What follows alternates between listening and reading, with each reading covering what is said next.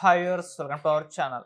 బాలకృష్ణ గారి unstoppable show ఎంత popularity సంపాదించిందో మనందరికీ తెలిసిందే. అయితే తొందరలో సీజన్ 4 స్టార్ట్ కాబోతుంది. అయితే ఈ సీజన్ 4లో ఒక స్పెషల్ గెస్ట్ రాబోతున్నారు. అది కూడా తెలంగాణ చీఫ్ మినిస్టర్ రేవంత్ రెడ్డి గారు అని చెప్పేసి వార్తలైతే వినిపిస్తున్నాయి. మరి వినిపిస్తున్న ఈ వార్తలపైన డిస్కస్ చేయడానికి ప్రెజెంట్ మనతో పాటు జర్నలిస్ట్ చరణ్ పరమి గారు ఉన్నారు. వారితో ఒకసారి మాట్లాడదాం. హాయ్ అన్న. హాయ్. సో అన్‌స్టాపబుల్ సీజన్ 4 తొందరలో స్టార్ట్ కాబోతుంది. సో ఇది చాలా పాపులారిటీ కూడా సంపాదించుకుంది. సో ఎంతోమంది ప్రముఖులు ఈ షోకి రావడం మనం చూసాం.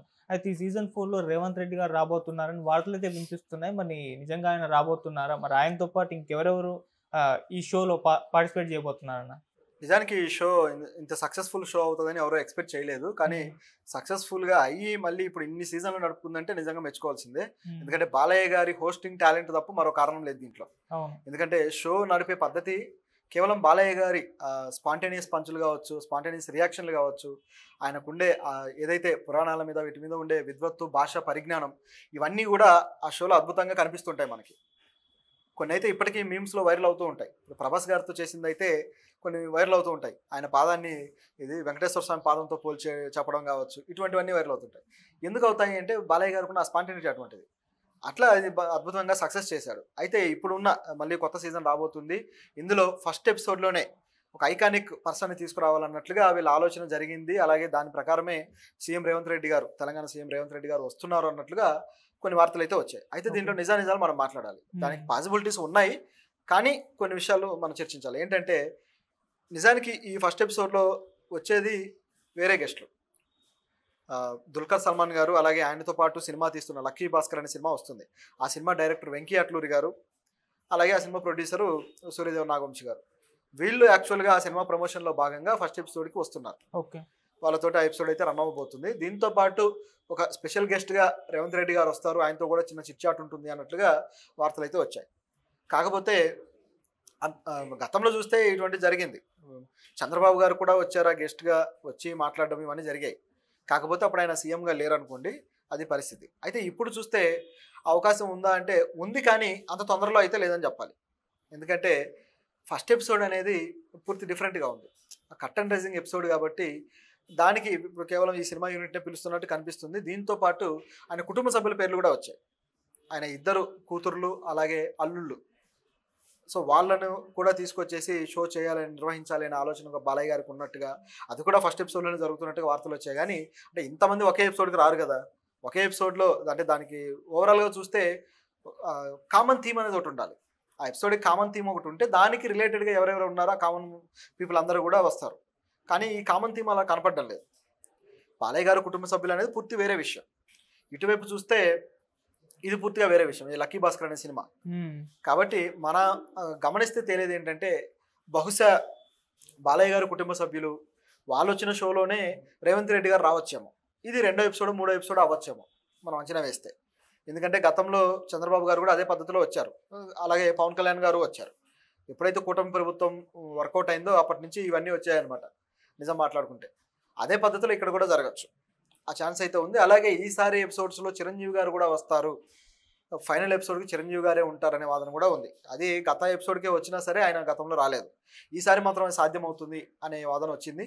పైగా దానికి బలం చేకూర్చేలా వీళ్ళిద్దరి మధ్య అనుబంధం కూడా ఈ మధ్య 2-3 సందర్భాల్లో కనిపించింది. బాలయ్య గారి గోల్డెన్ జూబ్లీ ఈవెంట్లో చిరంజీవి గారు హాజరవ్వడము, ఆయన గురించి గొప్ప విషయాలు మాట్లాడడము, పైగా బాలయ్య గారు చేసిన సినిమానే తనకు ఒక సినిమా ఇన్స్పిరేషన్గా అయ్యి ఆ సమరసింహారెడ్డి సినిమా, ఆ తర్వాత నేను ఇంద్ర సినిమాలో నటించడం జరిగింది అని చెప్పేసి చిరంజీవి గారు డైరెక్ట్గా చెప్పుకోవడం అనేది బాలయ్య గారి మీద ఆయనకున్న గౌరవాన్ని సూచిస్తుంది. సో వాళ్ళిద్దరి మధ్య అనుబంధం ఆ స్థాయిలో ఉంది. మిగతా హీరోలతో ఇంత బాండింగ్ లేదు బాలయ్య గారికి. నాగార్జున గారితో బొత్తిగా లేదు, వెంకటేష్ గారితో ఏదో పలకరింపులు మాత్రమే ఉంటాయి. చిరంజీవి గారితోనే ఈ స్థాయి బాండింగ్ అయినా ఉంది, అది కూడా లిమిటెడే, బట్ ఓకే, ఆ పాజిటివ్నెస్ అనేది ఉంది. పైగా పార్టీల పరంగా కూడా ఇద్దరు కలిసిపోయారు కాబట్టి అది కూడా ఇక్కడ రిఫ్లెక్ట్ అవుతుంది. కాబట్టి చిరంజీవి గారు వచ్చే అవకాశాలు కూడా ఉన్నాయి. సో ఇట్లా కొంతమంది సర్ప్రైజింగ్ గెస్ట్లు అయితే ఉన్నారు ఈ ఈవెంట్కి. కాకపోతే ప్రత్యేకంగా ఫస్ట్ ఎపిసోడ్కి రేవంత్ రెడ్డి గారు వస్తారు అనేది కాస్త నమ్మశక్యం కానీ, బట్ ఏదో ఒక ఎపిసోడ్కి అయితే ఖచ్చితంగా వస్తారు. ఎందుకంటే గతంలో మాజీ సీఎంగా చేసిన మాజీ సీఎం అయిన కిరణ్ కుమార్ రెడ్డి గారు కూడా వచ్చారు. ఆయన వచ్చినప్పుడు చూస్తే మంచి ఫన్ నడిచింది. ఎందుకంటే వాళ్ళిద్దరు క్లాస్మేట్లు అవ్వడము, కాలేజీలో కలిసి చదువుకోవడము, దానివల్ల వాళ్ళిద్దరు కలిసి క్రికెట్ ఆడిన రోజులు ఇవన్నీ కూడా తలుచుకున్నారు. ఆ విధంగా సీఎంలను డీల్ చేసే కెపాసిటీ ఎలాగూ ఆయనకు ఉంది కాబట్టి, పైగా బాలయ్య గారు పాలిటిక్స్లో చూసుకుంటే రేవంత్ రెడ్డి గారితో కలిసి ట్రావెల్ చేసిన వ్యక్తే. ఎప్పుడైతే టీడీపీలో ఉన్నప్పుడు కలిసి ట్రావెల్ చేశారు, వాళ్ళిద్దరి మధ్య ఆ స్థాయి అనుబంధం ఉంది. ఇప్పుడు రేవంత్ రెడ్డి గారు తెలంగాణలో సీఎం అయ్యారు, కానీ గతంలో టీడీపీలో ఉన్న వ్యక్తే కదా. సో ఆ బాండింగ్ని బట్టి రేవంత్ రెడ్డి గారిని పిలవచ్చు, ఆయన రావచ్చు, ఈ అవకాశాలన్నీ పుష్కలంగానే ఉన్నాయి. అయితే గతంలో ఏంటంటే చంద్రబాబు గారు వచ్చినప్పుడు ఆ ఎలక్షన్ టైం మూమెంట్కి ఉపయోగపడుతుంది అన్నట్లుగా వైరల్ చేయడానికి ఆ కంటెంట్ దొరికింది. ఇప్పుడు ఎలక్షన్ ఏమీ లేవు, పైగా చాలా టైం పీరియడ్ ఉంది కాబట్టి రేవంత్ రెడ్డి గారిని ఈ బిజీ షెడ్యూల్లో కన్విన్స్ చేసి తీసుకొస్తారనేది ఒకటే డౌట్. ఒకవేళ తీసుకురాగలిగితే మాత్రం గొప్ప విషయం. ఓకే. అలాగే జూనియర్ ఎన్టీఆర్ గారు అండ్ కళ్యాణ్ రామ్ గారు వీళ్ళిద్దరు రాబోతున్నట్టు సీజన్ 2, 3 ఆ టైం నుంచే కూడా ఒక ప్రచారం అయితే జరుగుతుంది. కాకపోతే ఇప్పటివరకు అయితే రాలేదు. సో ఇప్పుడు జరుగుతున్న పరిణామాలు చూస్తే అలా వచ్చే ఛాన్సెస్ ఉన్నాయా లేవంటారు, మీ ఒపీనియన్? వచ్చే ఛాన్సెస్ అంతగా కనపడడం లేదు, ఎందుకంటే బాలయ్య గారి యాటిట్యూడ్ చూస్తే అటువంటి అవకాశాలు తక్కువగానే ఉన్నాయి. ఓకే.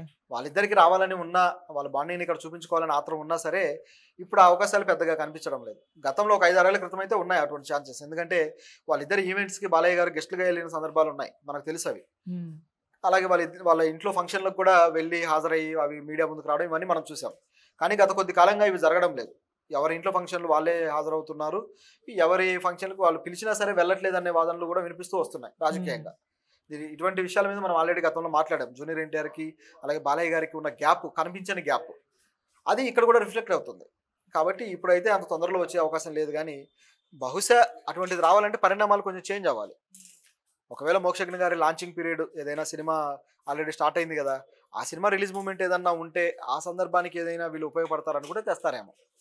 బాలయ్య గారి ఇమేజ్ సరిపోతుంది, మోక్షజ్ఞకి కొత్తగా హీరో లాంచింగ్ కాబట్టి నందమూరి ఫ్యాన్స్ అందరూ రెడీగా ఉంటారు.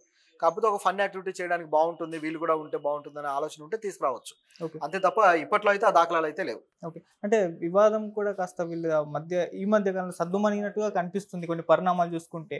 ఎన్టీఆర్ గారు వెంటనే స్పందించి ₹1 ఇవ్వడం మనం చూస్తాం వరద బాధితులకు ఏపీకి. అలాగే తర్వాత ప్రభుత్వం కూడా స్పందించి ఎన్టీఆర్ గారు సినిమాకి జీవో విడుదల చేశారు, టికెట్ రేట్లు పెంచుకోవచ్చు అండ్ బెనిఫిట్ షోలు కూడా వేసుకోవచ్చు అని చెప్పి. మోక్షజ్ఞ గారు ఎంట్రీ అప్పుడు ఎన్టీఆర్ గారు అండ్ కళ్యాణ్ రామ్ ఇద్దరు కూడా ట్వీట్ చేశారు కాంగ్రెస్ చెప్తూ. మరి కాస్త పాజిటివ్ వైబ్స్ అయితే అక్కడ కనిపిస్తున్నాయి. సో దాని ప్రకారంగా తీసుకుంటే అది వాళ్ళ వైపు ఉంది. యాక్టివిటీస్ అన్నింటిలో నుంచి వాళ్ళ వైపే ఉన్నాయి, మీరు గమనించండి. జూనియర్ ఎన్టీఆర్ గారే డబ్బులు ప్రకటించారు, కలిసి వెళ్ళి ఇచ్చారు, అది ఆయన జెస్చర్. అలాగే ట్విట్టర్లో పెట్టింది కూడా ఆయన జూనియర్ ఎన్టీఆర్ తమ్ముడిని ఆహ్వానిస్తూ పెట్టాడు. ఎన్టీఆర్ గారు విధానం బాగానే ఉంది. రెండో వైపు చూస్తే బాలయ్య గారి స్పందనే కొంచెం తేడాగా ఉంది. కాబట్టి బాలయ్య గారు ఎటువంటి స్పందన ఇస్తారు, వాళ్ళని దగ్గరికి తీసుకుంటారా లేదనేది ఇక్కడ క్వశ్చన్. కాబట్టి అది కొంచెం అనుమానాస్పదమే. అయితే ఇక్కడ ఎందుకు ఎన్టీఆర్ గారిని లిఫ్ట్ చేయడానికి ఇష్టపడట్లేదు అనే దాంట్లో క్లియర్గా తెలిసిపోతుంది. బాలయ్య గారి ఇమేజ్కి ఆయన పోటీ తత్వం కావచ్చు, రెండోది లోకేష్ గారికి రాజకీయంగా కూడా పోటీగా నిలబడే అవకాశం ఉంటుందన్న భయం కావచ్చు, ఇవన్నీ కూడా కారణాలుగా ముందుకు వస్తాయి. దాన్ని ఎటువంటి కొట్టిపారేయలేము. నిన్ననే కదా ఐఫా ఈవెంట్లో ఒక యాంకర్ అడిగిన క్వశ్చన్కి ఆన్సర్ చెప్పాడు, మీ వారసుడు ఎవరంటే ఇంకెవరు ఉంటారు మోక్షజ్ఞ అనేసాడు సింపుల్గా.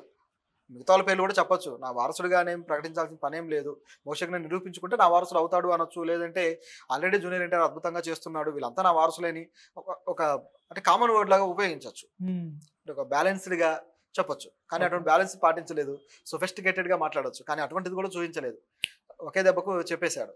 కాబట్టి అనుమానం అయితే వస్తుంది. కాకపోతే ఏదో ఒక రోజు అటువంటి పరిణామం రాకపోదు, మళ్ళీ కలవకపోరు, ఈ మోక్షజ్ఞ దానికి సూత్రధారి కాకపోడు అనే అంచనా అయితే ఉంది. కరణ్ జోహార్ కూడా రీసెంట్ గా ఐఫా వేడుకలో అంటే అన్స్టాబుల్ షో లాగా ఒక ప్రయత్నించాడు, బాలకృష్ణ గారిని కుర్చీలో కూర్చోబెట్టి క్వశ్చన్స్ రైజ్ చేశారు. ఎందుకు మిమ్మల్ని చూసి అందరూ భయపడతారని చెప్పేసి కూడా బాలకృష్ణ గారిని అడిగారు. సో అది చాలా ఫన్నీగా సాగింది. సో ఆ ఈవెంట్ గురించి మీరు ఏం చెప్తారు? అది జరిగి 2 days అయిపోయింది, 2-3 days అయింది. అది ఆ ఐఫా ఈవెంట్లో కొద్దిగా ఫన్ యాక్టివిటీస్లో ఇది కూడా ఒకటి. అందరూ ఎంజాయ్ చేశారు, బాగా ఎంటర్టైన్మెంట్ ఫీల్ అయ్యారు.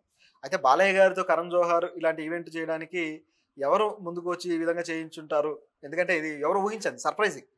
కరణ్ జోహార్ ఆల్రెడీ హిందీలో కాఫీ విత్ కరణ్ అని చేస్తూ ఉంటాడు, దాంట్లో ఎవరు ఊహించని కొద్దిగా వల్గర్ క్వశ్చన్లు కూడా ఉంటాయి. అసలు ఆయన షో అనేది ఒక టైప్ ఆఫ్ ఇదిలో ఉంటుంది. బాలయ్య గారి షో కొంచెం డిఫరెంట్గా ఉంటుంది. ఆయన షోలో ఏంటంటే ఫన్, అంటే మన తెలుగు ఆడియన్స్కి మన హీరోలను తీసుకొచ్చి కూర్చోబెట్టడం అనేది ఫన్గానే ఉంటుంది కదా, ఒక హీరో మరో హీరోని క్వశ్చన్ చేయడం, ఇదంతా ఈయన ఈవెంట్ డిఫరెంట్గా ఉంటుంది. అయితే ఈ రెండిట్లో గమనించాల్సింది ఏంటంటే కరణ్ జోహార్ షోలో ఎవరైనా కరణ్ జోహార్ మీద కౌంటర్ వేయగలరు, ఫన్ క్రియేట్ చేయగలరు, కానీ బాలయ్య షోలో బాలయ్య కౌంటర్ వేయాలి, ఆయన మీద ఎవరో వేసే అధికారం ఉండదు, ఇది కూడా తీసుకోరు. ఎందుకు ఇటువంటిది ఉంటుందంటే బాలయ్య అంటే అందరికీ భయం, బాలయ్యతో తిరిగి ఇలాంటి కౌంటర్లు రావు అని అందరికీ తెలిసిందే. అదే విషయాన్ని కరణ్ జోహార్ ఇక్కడ క్వశ్చన్ అడిగారు. నిజానికి ఈ ఈవెంట్ ఇలా ప్లాన్ చేయడంలో రానా పాత్ర ఉంది అనుకోవచ్చు. ఎందుకంటే తెలుగు ఈవెంట్కి సంబంధించి హోస్ట్గా చేశాడు. ఆ చేసిన దాంట్లో రానా అనేక విషయాల మీద ఇంట్రోలు ఇస్తూ పోయాడు. అలాగే దీని వెనకాల కూడా రానా ఉన్నాడు అనేది ఒక అంచనా. ఓకే. అయితే ఈ చేసిన దాంట్లో ఆయనకు వచ్చిన క్వశ్చన్లు చూస్తే అందరూ మిమ్మల్ని చూసి ఎందుకు భయపడతారు అని. దానికి బాలయ్య ఇచ్చిన ఆన్సర్ కూడా అదే విధంగా ఉంది. నన్ను అందరూ అభిమానిస్తారు, అందరూ నాతో బాగుంటారు, కానీ ఎవరైనా నాతో ఇరిటేషన్ తెప్పిస్తే, నాకు చిరాకు తెప్పిస్తే మాత్రం నేను దానికి రిటర్న్ గిఫ్ట్ ఇచ్చేస్తా, కాబట్టి భయపడతారు అని చెప్పేసి అన్నాడు. అది వాస్తవం. ఓకే. రెండోది వచ్చేసి ఆయనకు ఎంత షార్ట్ టెంపర్ ఉంటుందో మనకు తెలుసు. రెండోది వచ్చేసి చిరంజీవి గారు, వెంకటేష్ గారు, అలాగే నాగార్జున గారు, ఈ ముగ్గురు హీరోల్లో ఎవరు మీకు ఇష్టం అని అడిగారు. ఎవరి నటన అంటే ఇష్టం అని. దీనికి బాలయ్య గారు చాలా తెలివిగా సమాధానం చెప్పాడు. కర్ర విరగకూడదు, పాము చావకూడదు అన్నట్టు. ఎందుకంటే ఈ ముగ్గురు తనకు ఆయన ప్రైమ్ ఎరాలో పోటీదారులు. వాళ్ళతో పోటీ పడి సినిమాలు చేశారు. నిజం చెప్పాలంటే మిగతా ఇద్దరు హీరోలు కొద్ది క్లాస్ హీరోలు అయితే చిరంజీవి గారు మాస్ హీరో కాబట్టి ఆయనతోనే ఆయనకు పూర్తి స్థాయి పోటీ. ఆ పోటీలో బాలయ్య గారు ఎప్పుడు వెనక్కి తగ్గలేదు. చాలా సందర్భాల్లో సంక్రాంతి సినిమాలు అయితే ఎక్కువగా బాలయ్యకే విజయాలు ఎక్కువ ఉన్నాయి చిరంజీవి గారితో పోలిస్తే. సో ఇటువంటి సందర్భంలో చిరంజీవి గారు చేయగలిగిన అన్ని పర్ఫార్మెన్సెస్ బాలయ్య గారు చేయగలరు. ఓకే. కాబట్టి ఈ క్వశ్చన్కి ఆయన ఏ ఆన్సర్ చెప్పాలి? నాకు పలానా హీరో నాకు ఇష్టమని చెప్పలేడు. అటువంటి సందర్భం గతంలో వచ్చినా ఎప్పుడు చెప్పలేదు. ఎప్పుడు తన తండ్రి అయిన ఎన్టీఆర్ గారి పేరే చెప్పేవారు. కానీ ఇక్కడ క్వశ్చన్ ఆయన పేరు లేదు కాబట్టి ఇబ్బంది వచ్చింది. సో ఏమన్నాడంటే నాకు ముగ్గురు లెజెండ్సే, ముగ్గురు ఇష్టమే, ఒకరి పేరు చెప్పి వదిలేయలేము అన్నాడు సింపుల్ గా. సో ఇది ఇక్కడ పరిస్థితి. అంటే చాలా బ్యాలెన్స్డ్ గా మాట్లాడారని చెప్పాలి. ఇది ఈవెంట్ జరిగిన ఒక